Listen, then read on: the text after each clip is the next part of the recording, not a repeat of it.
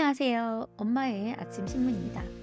오늘 아침에는 국민 재테크라고 부르는 ETF 시장이 200조 원 규모까지 커졌다는 기사를 함께 살펴보려고 합니다. ETF라는 단어는 많이 들어보셨을 텐데요. 이제는 정말 누구나 관심 갖는 투자 수단이 된 것 같습니다. ETF는 주식처럼 거래되는 펀드를 말하고 여러 종목에 분산 투자되어 위험이 그만큼 분산됩니다. 주식처럼 실시간 매매 가능하고 수수료도 저렴합니다.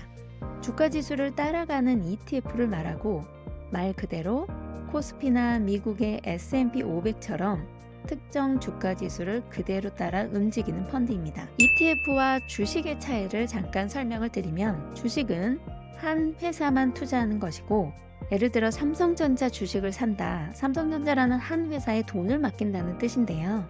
삼성전자가 잘 되면 내 돈이 오르고 반대로 삼성전자가 어려워지면 내 돈도 같이 떨어집니다. ETF는 여러 회사를 한 번에 담은 종합 선물 세트라고 생각하시면 되는데 예를 들어 코스피 200 ETF를 산다 그러면 그 안에는 삼성전자, 현대차, LG화학 등 200개 회사를 한꺼번에 산다는 뜻입니다. 한 회사가 망해도 나머지가 받쳐줘서 그만큼 덜 위험하겠죠. 주식은 단품 메뉴를 말하고 ETF는 정식 도시락 세트 정도로 생각하시면 될 것 같네요. 하나가 맛없어도 전체적으로 좀 괜찮으면 괜찮은 식사가 되잖아요.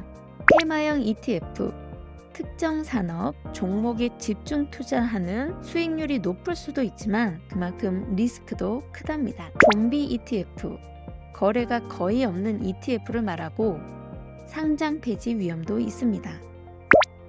레버리지 ETF, 인버스 ETF, 지수의 변동률을 2배로 추종하거나 반대로 움직이는 상품을 말하고 변동성이 너무 커서 단기 수익 목적 외엔 위험합니다.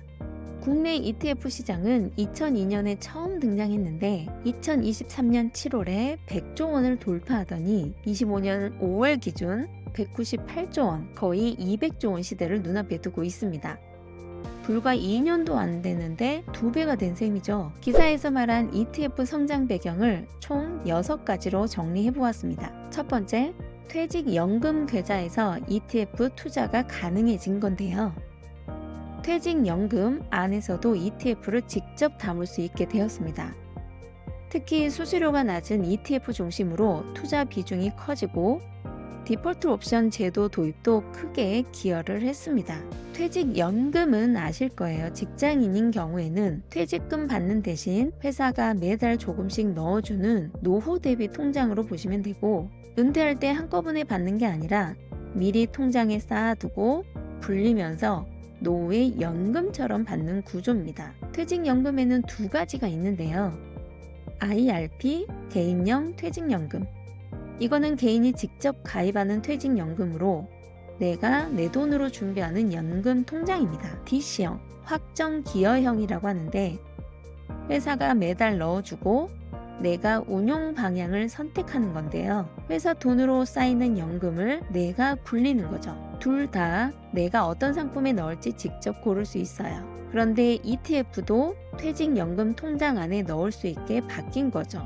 예전에는 퇴직연금 안에서 대부분 예금, 보험 위주로만 굴렸는데 이런 경우에는 수익이 거의 없거나 물가보다 못 따라가는 경우도 많았었답니다. 하지만 이제는 ETF 같은 투자 상품을 직접 넣을 수 있게 제도가 바뀌다 보니 수익을 낼 수 있는 선택지가 생긴 거죠. 그리고 디폴트 옵션 제도라는 게 있는데 이거는 뭐냐?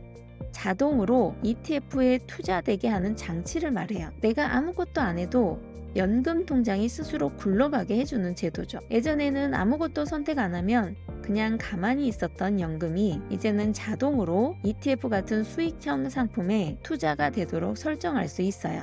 우리가 몰라서 안 건드려도 알아서 적당히 ETF 같은 걸로 굴러가게 만들어주는 제도입니다. 이렇게 퇴직연금 계좌를 ETF 투자도 가능하게 된 게 첫 번째 이유이고요. 두 번째는 2030 세대의 해외 ETF 투자 열풍입니다. 테슬라나 엔비디아, 팔란티어 등 미국 주식을 직접 사기보다 ETF로 간편하게 분산 투자를 한다는 건데요. 해외 주식형 ETF에 돈이 몰리며 시장의 성장을 가속화한 거죠. 세 번째로 상품 수가 다양해지고 선택의 폭이 넓어진 거죠. 지수 추종형 외에도 개별 종목 중심 테마형 ETF를 비롯해 다양한 상품이 있습니다. 국내 상장 ETF가 거의 1000여 개가 되더라고요. 개별 주식수보다 더 많습니다. 네 번째는 낮은 수수료와 거래의 편리성인데요. ETF 수수료 평균 0.5% 내외이고 일반 펀드보다 이제 저렴한 거죠. 한 주 단위로 사고 팔 수 있고 실시간 거래도 가능합니다. 일반 투자자도 쉽게 접근할 수 있다 보니 국민 재테크로 자리 잡을 만하죠. 다섯 번째는 시장 상황에 맞춰 빠르게 포트폴리오를 교체할 수 있습니다. ETF는 실시간 매매가 가능하므로 시장이 바뀔 때 즉시 갈아타는 유연성이 있죠. 일반 펀드는 환매 지연이라든가 기준가 반영 등이 있어서 꽤나 불편했습니다. 여섯 번째는 위험자산 선호 심리가 증가했다는 건데요. 기사에 언급된 신한운용 ETF 사업본부장의 말처럼 미중 갈등 완화나 금리 기대 변화 등으로 사람들이 위험을 감수하더라도 수익을 얻고 싶다는 분위기가 형성된 거죠. ETF는 그 수단으로 적절하게 작용하고 있습니다. 그런데 주의할 점도 있습니다. 테마형 ETF가 너무 많아져서 거래가 끊긴 좀비 ETF도 늘고 있고 또 레버리지 인버스형 ETF처럼 단기 투기를 유도하는 상품은 리스크가 크다는 지적도 있습니다. 한국이 고령층 자산의 82.4%가 부동산에 몰려 있는데 미국은 금융자산이 42% 정도 되고 일본도 48% 정도가 됩니다. 노후에 중요한 게 현금인 것 같아요. 유동성이라고 하잖아요. 즉 필요할 때 꺼내 쓸 수 있는 돈이에요. 집 한 채만 가지고 있다면 그걸 당장 팔 수도 없고 현금이 부족해서 생활이 어려운 경우도 발생할 수 있을 것 같습니다. 물론 주택연금도 하나의 해법이 될 수 있어요. 그런데 그 전에 ETF처럼 유동성이 조금 있는 자산에 조금씩 투자해 주는 것도 중요하지 않을까 생각이 듭니다. 대세라고 해서 무조건 따라갈 게 아니라 이게 어떤 투자 상품인지 정확히 알고 가는 건 중요한 것 같습니다. 세상은 뉴스로 움직이고 가족은 엄마로 움직입니다. 함께 해주셔서 감사합니다.